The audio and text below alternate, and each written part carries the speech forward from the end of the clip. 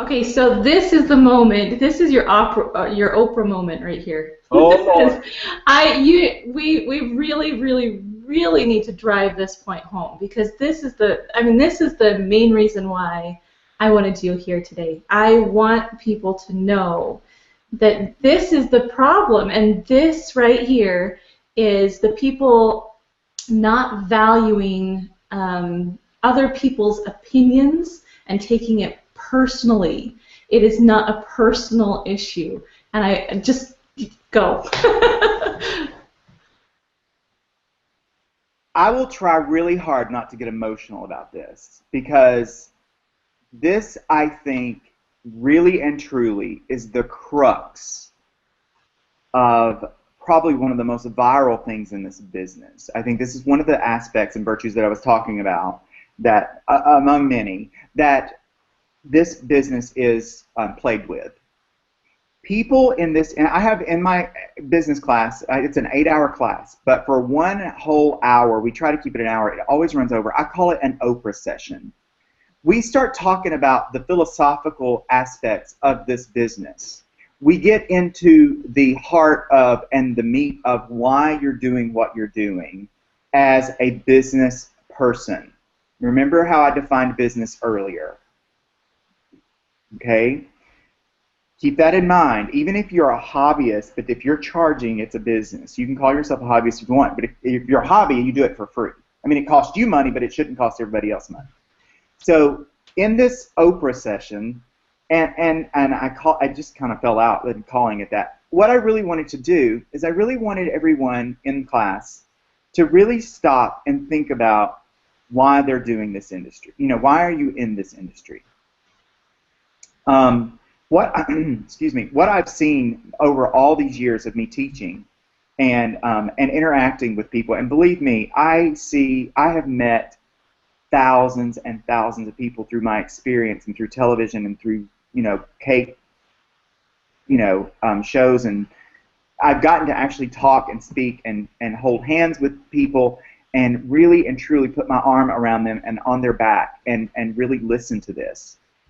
Many times in this industry, because of the nature of this industry, people go into it because they are seeking something positive for themselves. Many times, whether it be monetarily, whether it be emotional, whether it be doing something good for someone, people go into this industry because they can find something that they're good at. And then they can get affirmation from the people they love by doing something good for them or doing something good for themselves. And there's not a thing wrong with that because goodness begets goodness. I really believe that. Goodness begets goodness. So when you're doing something good for someone, there is not a thing wrong with that.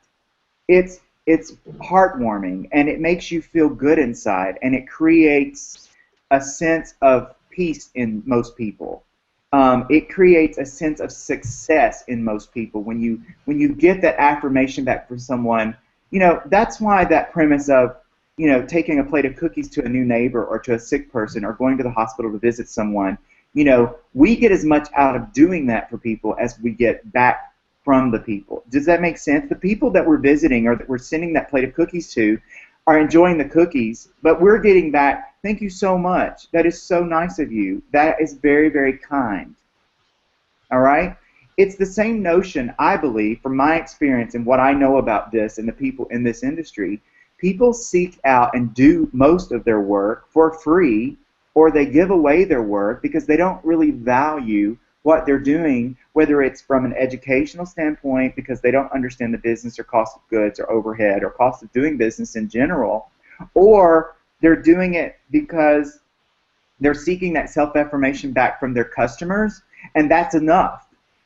They're either single moms, they're grandmas, they're wives whose kids have graduated, moved out of the house many times. Amelia, you know what I'm talking about. We have these people sitting in our classes every day. Mm-hmm. The same woman, different face, but the same lovely woman that's sitting there with us that we absolutely adore. And by the way, I adore this industry and the people in it. So I'm not being critical here. I'm just I'm just expressing something that I've witnessed over and over again. I don't want you all, I don't want to be emotional about this, but I've had people sit in my class by the end of that hour and they're in tears because they are working so hard. They're putting their heart and soul into this craft that is absolutely the most beautiful work I've ever seen. And it's coming out of the ends of their hands. And they're going to bed at night and exhausted because they're creating these beautiful works of art out of sugar. And all they're getting back for it is, thank you so much. That's not enough, you all. You do not need to seek your affirmation for your work with a thank you. Not if you're in business. If you're a grandma and you're making your grandkid's birthday cake, that's enough. But if you're in business and you're trying to put money in your kids' pockets for milk money the next day, or you're trying to pay your light bill, that is not enough. And you don't deserve it. Because you aren't valuing yourself for whatever reason. For the love of all that's holy and cake, at least value yourself and value what you are producing and what your work stands for. You deserve it, and you deserve to be paid for it. And you should never apologize for it. Stop making excuses for your work. It's good work. It may not be master level, it may not be perfect, but it's the start of good work. I hope that resonates with you, because this happens in every single class. And it's a mixture of not understanding cost and not understanding business and how to run a business, but also not being confident in what you're selling. Oprah says this: you got to put air into your own horn and blow. Nobody else is going to put that air in there.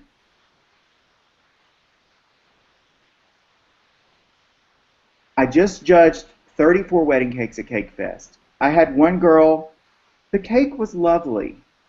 All right? The majority of all the cakes were absolutely phenomenal there. They were. Amazing artists, from the beginners to intermediate to advanced to masters. They were amazing in every category. My category with Dawn was wedding cakes. And this one girl wrote on her wedding, on the description, because we don't know anything. We haven't seen anyone that sets it down. We know nothing, and I mean that. We know nothing, and that's the way it should be, so that we're not biased. But this one girl has this lovely cake there, but on the back of her cake, she wrote all the things that were wrong with her cake and apologized. And I'm like, girl, you are killing me. Stop apologizing. You pointed out things that I probably would have never seen. Your clients are not going to look with the same eyes that you are looking at as an artist, as an experienced cake person. And I mean experienced by meaning the beginning of a cake person, okay? You have a different eye. I mean, if it's unlevel, come on now. I mean, and don't draw anybody's attention to it, by the way. You'll create havoc and chaos at that event. Because, you know, Aunt Sue's over here watching every little thing and just waiting to and create an explosion of chatter. That's a side note lesson there. Don't. This is the most beautiful cake I have ever seen. Thank you so much. It's been a wonderful opportunity to work with you. Have a great event. Get out. That's not to be deceptive. It's just that they're not looking at the work and the details the way we do. And especially me, like it's cake porn for me. I'm looking at like every single thing, and that's why I love judging, because I get to notice. But she was pointing out things I probably would have never noticed, and she was apologizing for it. We can't apologize for what we do. We can't apologize for what we charge. I know it's expensive. I'm really sorry, but no. You've got to be confident women. You are empowered. This is one of the ways that you are empowered. That's where all that emotion comes from.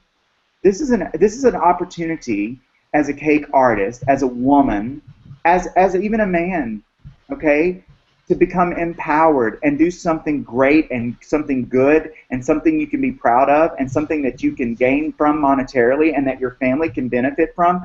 I had a client yesterday or day before yesterday telling me, I want to do this, but I'm afraid that I'm going to risk it for my family. I'm going to take too big of a risk for my family.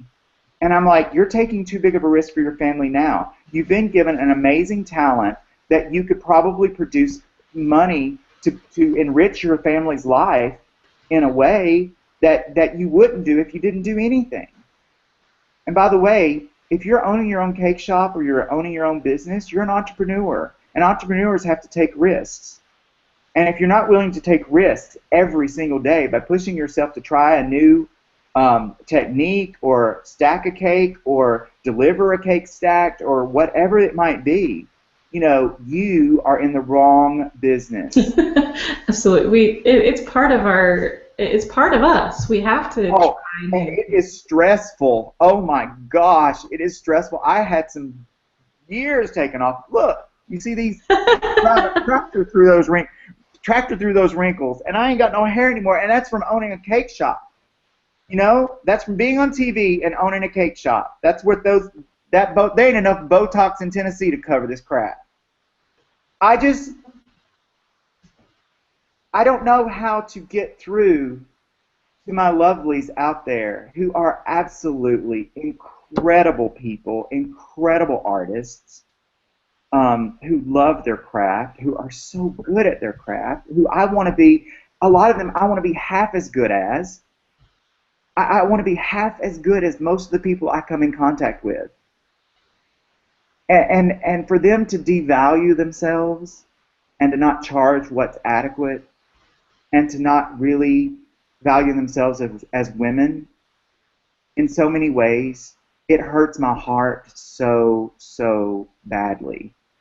I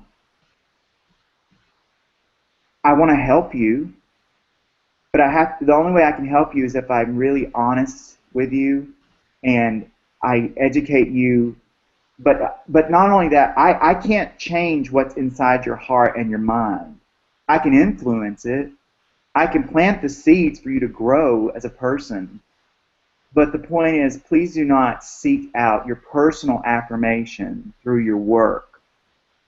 Because there ain't no wedding cake I have ever done, including Martha Stewart, including Miranda Lambert's. I have to give out a shout out to Ashley Jones and Mary Carmen Del Rio because they helped me with that cake, by the way. And that was an experience. I mean, we were in the middle of San Antonio, in the middle of nowhere, in a field, producing a 6-tiered wedding cake. It's crazy. My point is, when I sat with Miranda, and I've sat with Martha, and I've sat with all these people, when I've sat and done their tastings, and Sarah Evans, and I've sat with Colette, and I've sat with the people that I love and respect so much in this industry, the one thing I don't seek out is self-affirmation. It's really nice to have a compliment from those people and to be recognized for what I do, but personally, I don't let that drive my soul. I have to find that from my family and my friends and the people who I know and love and who know and love me back. That's where I seek that affirmation from. I can't let those two, I can't let them cross over. It's okay to gracefully say thank you when someone pays you a compliment. And that's as far as it needs to go.